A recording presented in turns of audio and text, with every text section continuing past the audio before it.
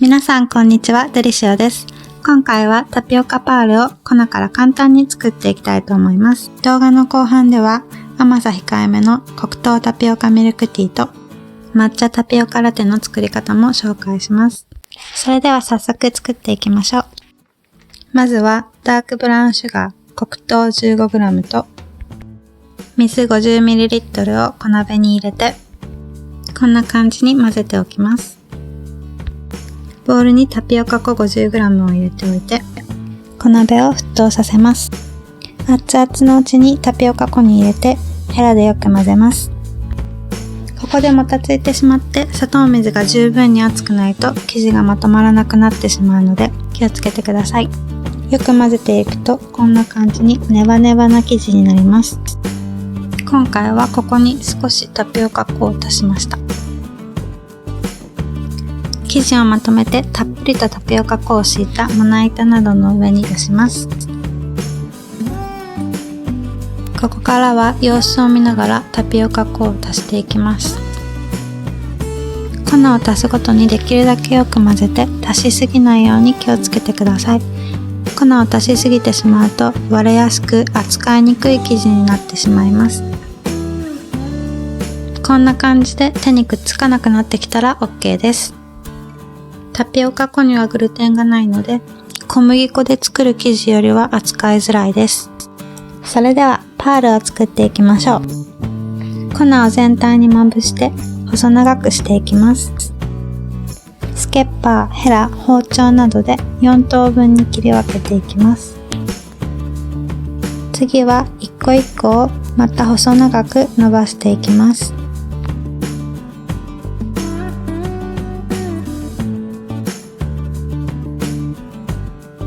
次は正方形になるくらいの幅で一個一個切っていきます。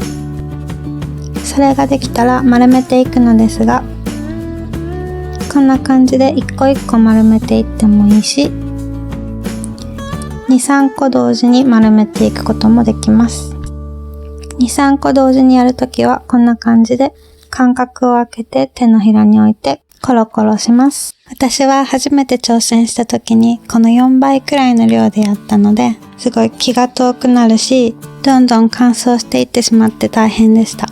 この量なら気軽に簡単にできていいと思います。少し粉を払って小さなボウルに入れます。沸騰した上にパラパラっとくっつかないように入れていきます。全部入れたらすぐに混ぜていきます。底から剥がすように、そして一個一個をバラバラにするような感じで優しく混ぜていきます。しばらくこまめに混ぜながら浮いてくるのを待ちます。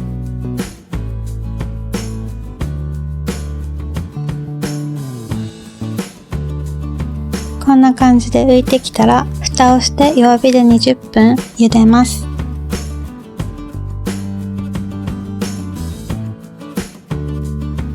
途中数回蓋を開けて混ぜてあげた方がいいと思います。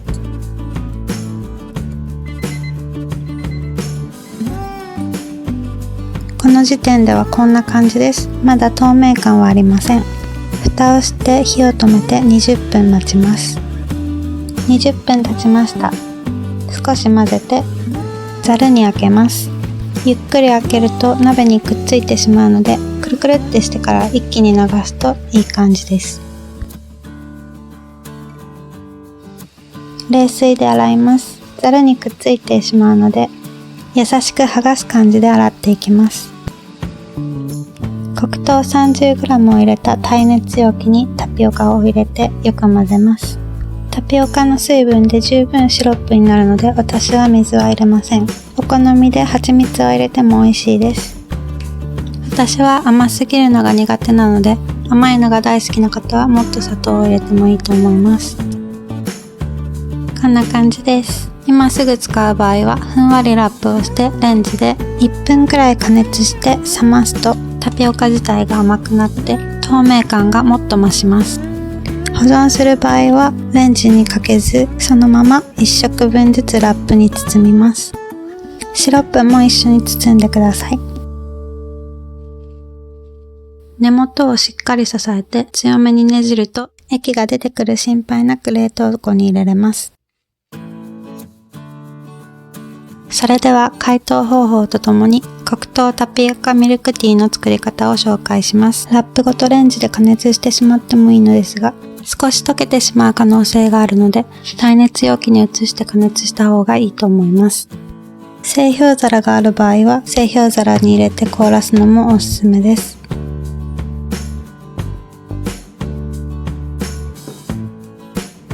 まずはレンジで20秒くらいだけ加熱して、粒をバラバラにします。また30秒くらい加熱するとこんな感じになります。冷めるとさらに透明度が増します。タピオカを冷ましている間に紅茶を作りましょう。小さな容器に紅茶のパックとお湯を少しだけ入れます。1、2分待ったらパックを取り出します。しっかり冷めたタピオカはこんな感じです。シロップはトロトロでタピオカはもちもちです。グラスかジャーにタピオカを入れて濃いめの紅茶と牛乳を入れたら完成です。お店に負けない甘くてもちもちのタピオカと黒糖の優しい甘みが美味しいミルクティーです。次に抹茶タピオカラテの作り方を簡単に紹介していきたいと思います。タピオカ粉 50g に抹茶 2,3g を入れてよく混ぜて、ふるいにかけてまたよく混ぜます。あとは黒糖タピオカと同じように作るのですが、小鍋に入れる黒糖の代わりにグラニュー糖を入れて、シロップ用の黒糖 30g をグラニュー糖 15g に変えます。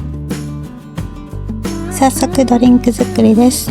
抹茶 2g に水 30g を入れてよく混ぜます。ミキサーがない場合は抹茶に水を少しずつ入れてダマにならないようによく混ぜてください。グラスに抹茶タピオカを入れて